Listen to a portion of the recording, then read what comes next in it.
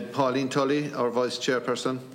Thank you, Cathaoirleach, and good morning, everyone. And sorry I had to pop out, but I had to speak in the Dáil for a few minutes. But I did read through your opening statements last night, and I have a couple of questions, I suppose.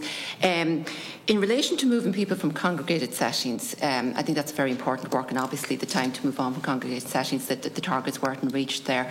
But you talked about, I suppose, the staff in institutions and how, by being trained to look at things differently and engage with the residents, has meant that they looked at their work completely differently. So would you say that, I suppose, initially they were treating people almost as patients rather than as residents in the congregated settings, and now that has changed?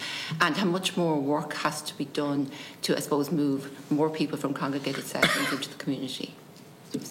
Yeah, I suppose really, the training was very, very important. When we set out with the initial pilot projects back in 2018, where we put out applications for funding, we very quickly realised that staff were not equipped to work with people and to help them move to community in a different way, because they would have been used working and trained to work in a specific way within the large institution. They hadn't the time to work with people individually to see what their will and preference was. So this was something that we really found in the very early days. So we consulted with the services, and we brought some of the services together, and they said, look, we need training. We want to see people move on. We want to do work differently. Not everybody came on that journey at the early stages. So we engaged in the social role valorisation training, and over the years, then it developed into the over the 9-month training. And I suppose that was a key ingredient to help staff to kind of understand and learn more about the people they were supporting.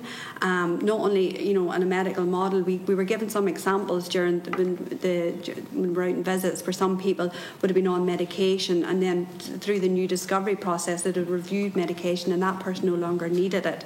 And some of the staff, some of the most ingrained staff in institutions were the best champions for change now. They went on that journey and the training. Not everybody stayed. Some people said this wasn't for them. We have to realise as well, within the large institutions, you have cleaners, you have cooks, you have gardeners. Some of them came on the journey and did the training as well. So there were community connectors as the new roles, as what they were seen as in terms of supporting people in the community. If they needed support in terms of their medical, they go to the local GP, the local nurse, to get that support that they needed. But most certainly the key ingredient was that training, and then the community of practice that came out of that training, the learning from the other services, what's working, what's not working. Just small things coming up like petty cash when you move to the community. How do we work that? Transport. All these small things, were huge. With when they were moving from an institution out to community living, they all had to be issues that had to be worked through and ironed out. And the staff themselves worked that out. But there might have been another service who was further along the tracks, and they were able to help and support. People have moved now to the community. It's really important that ongoing support, monitoring, review, and in terms of the discovery continues with individual people. Everybody's needs change over time, so it's important that staff are trained to be able to recognise that and to continue to review. And you're right, there is more people in large institutions that training needs to continue, and the HSE, the national team, is continuing on that training through the Service Reform Fund money. So that will be finishing up next year for the next cohort of people that's moving out of the large institutions. Obviously there's some barriers around, like say housing access, and suitable housing at the moment is a huge challenge. But when we started this journey through the Service Reform Fund, we were fortunate enough there was accommodation available, and the people were able to move in, and we were able to use the stories to support and to share with others around the successes. Okay, thank you. Thank you. And I suppose in relation to Cron, I'm just wondering, I know you, and I hope I'm not repeating a question somebody has asked beforehand, but you support the whole family as a unit, but I'm just wondering, how do you identify what families you support, or how do families access your services? I mean, so it's just, and you cover the Munster area, I think, at the moment, so. Yeah, so predominantly I suppose we cover what we would call the CHO4 areas, which is Cork and Kerry, but we have extended a little bit further out afield to other counties within Munster. How people access our service, there's many different routes, I suppose, because of the range of services we offer, particularly our continent service. That has gotten a referral pathway where the hospitals, the consultants, the local health services refer into our continent service within Crown itself. People can self-refer, But then as we've grown over time and people have begun to know us, they certainly come more, and there's other people referring to us, like I suppose the rehabilitation centres are referring to us to support the family because of the services we offer. We're not just we're not just a medical model. The range of services we have, because we're living and following the Aspen 2Gen model, we really focusing on the family themselves. Okay. So quite often we would have people who maybe have a child or an older adult with a disability, but actually we would support their family as opposed to just supporting that person. So, you know, a lot of our services are supporting the parents, supporting the siblings, and maybe supporting the carers in the community or the special needs assistants in the schools, all to support the family unit to make life that bit easier for them.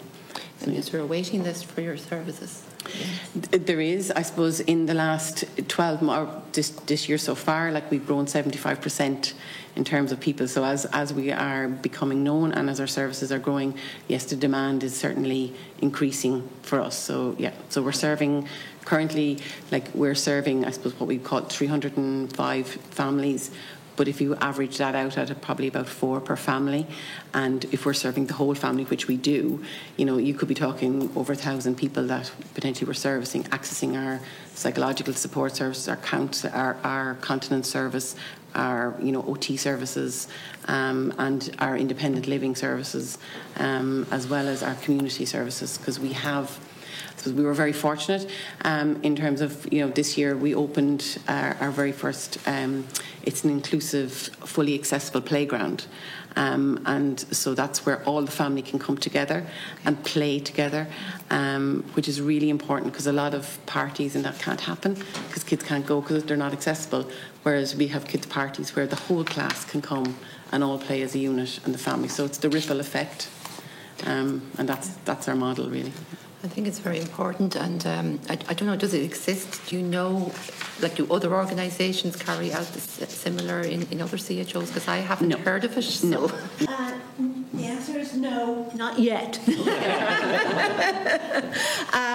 So when this project began in 2014, it started with the research. We hired a research doctor to do a needs assessment, because the core part of this project from day one has been the voice of the stakeholder.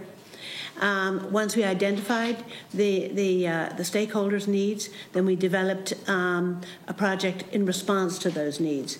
And I looked for a model of care that could respond to what the research showed us. And it was a revolutionary, it was an absolute revelation, the original piece of research, which was completed in 2014, 2015.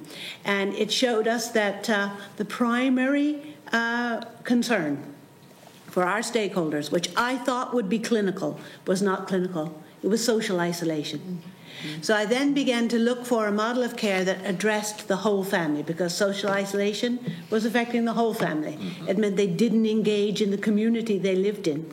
And instead of being proactive members of the community, they were marginalized. And I found the Aspen 2Gen model of care in the United States from a connection I had with United Way of Central Indiana, and they were using the 2Gen model, and it was my eureka moment. So we are the first employing the 2Gen model for disability in Ireland. We'd love to prove the model of the evidence-based platform of data, and we'd love people to copy us or to expand the program. Yeah.